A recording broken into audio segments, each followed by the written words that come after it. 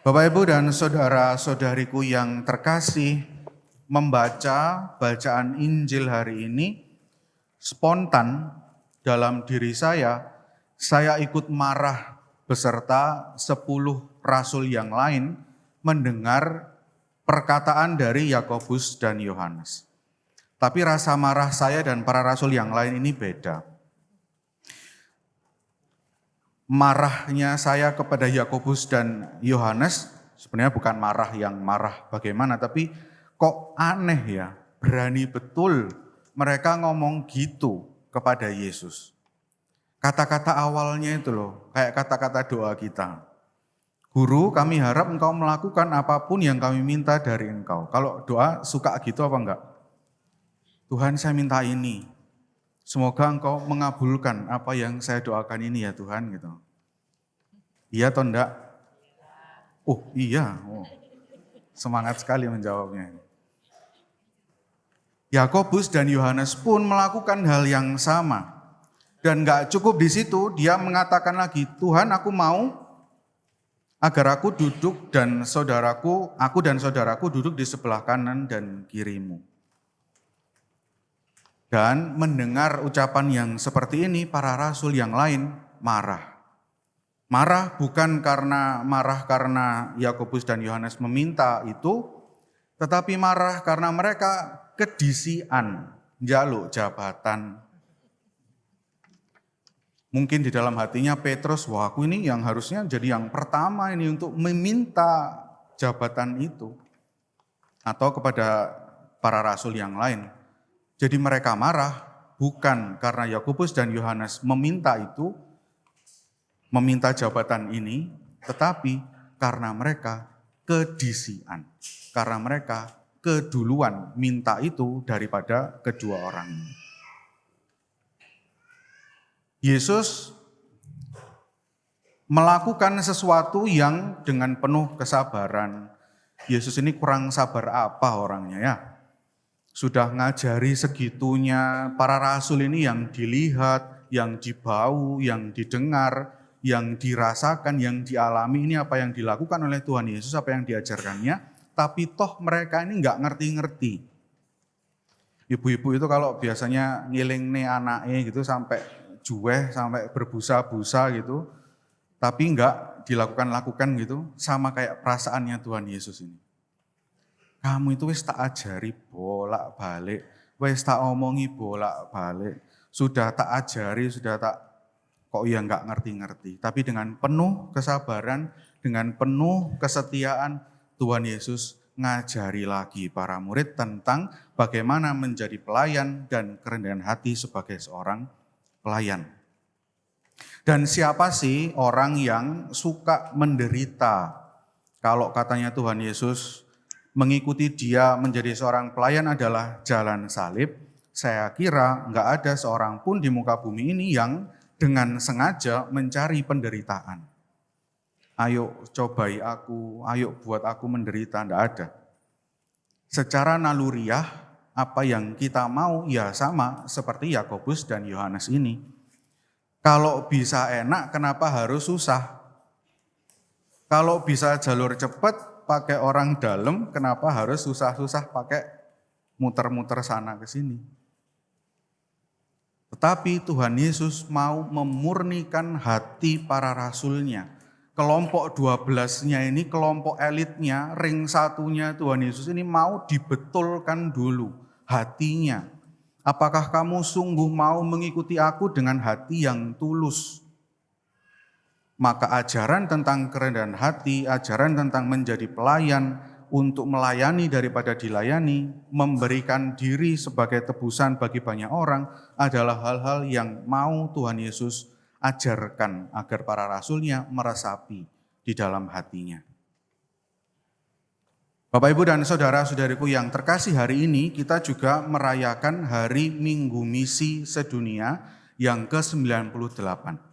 Saya kira sangat cocok dengan hati sebagai seorang misionaris yang mau untuk selalu melayani. Saya pernah icip-icip ke Kalimantan, di Kalimantan Barat, tempat Romo Koko dulu berkarya di salah satu paroki di Marau namanya.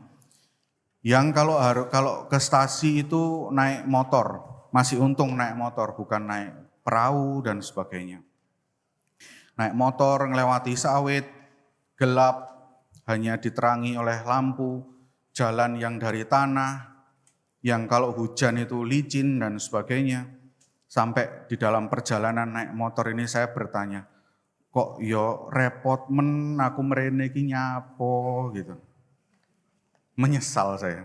Ngapain aku nyoba-nyoba main ke sini dan mau ke sini gitu. Tapi dari situ saya menemukan sesuatu yang indah bahwa banyak umat yang harus dilayani. Pengalaman yang lain adalah saya dengar cerita kalau di Roma itu ada kebiasaan sebelum Natal dan Paskah ada kebiasaan untuk Romo datang ke rumah umat-umatnya untuk memberi berkat atas rumah-rumah mereka. Jadi bawa air suci, bawa aspergil, terus keliling dari satu rumah ke rumah untuk memberkati rumah. Kalau di Indonesia, kalau Bapak Ibu sekalian ada Romo yang mau ke rumah memberi berkat, sukacita enggak? Ada yang ditolak? Kalau bisa rumah saya duluan Romo, yang paling cepat. Kalau bisa dibanjiri dengan air suci sekalian enggak apa-apa. Saya rela bersihkan rumah karena banjir air suci daripada banjir kali gitu ya. Tapi di sana itu rumahnya kalau di sana itu bertingkat apartemen gitu kecil-kecil. Terus ada belnya di bawah dengan nama masing-masing umatnya gitu. Romo itu datang ke depan bel itu terus ting tung tanya dulu. Rumahnya mau diberkati? Jawaban mereka apa? Ngapain kamu susah-susah ke sini? Pulang sana, pergi. Saya enggak punya waktu untuk itu. Padahal ada orang di dalamnya. Atau ya yang paling sering terjadi adalah enggak mau dibukakan dan sebagainya karena tahu yang datang ini Romo. Pengalaman ditolak, pengalaman saya enggak mau ketemu dengan kamu, pengalaman susah, pengalaman menderita karena harus naik motor ke sana kemari dan sebagainya adalah pengalaman seorang misionaris yang sehari-hari harus dijumpai, yang akan ditemui. Bukan pengalaman yang menyenangkan. Kalau kita selalu minta seperti apa yang diminta oleh Yakobus dan Yohanes, yang tersisa adalah kekecewaan, yang tersisa hanyalah sakit hati. Tetapi hati seorang misionaris, hati seorang yang mau melayani adalah hati yang tulus, hati yang tetap berharap, hati yang terus beriman, hati yang kuat, tidak mudah kecewa, tidak mudah sakit hati.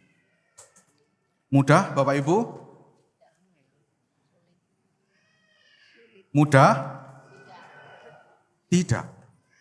Dan justru karena itulah kita mau diminta oleh Tuhan Yesus untuk membersihkan hati kita dari semuanya itu. Tapi juga tidak begitu saja, kalau diserai tugas atau dipilih jadi ketua lingkungan, ketua wilayah, jangan saya Romo. Saya enggak pantas, Romo ada yang lebih hebat dari saya gitu. Kalau bukan Anda siapa lagi, kalau bukan kita siapa lagi. Maka terima kasih kepada para asisten konselor yang mau membuka hatinya, membuka dirinya untuk melayani orang-orang yang ada di sekitar kita.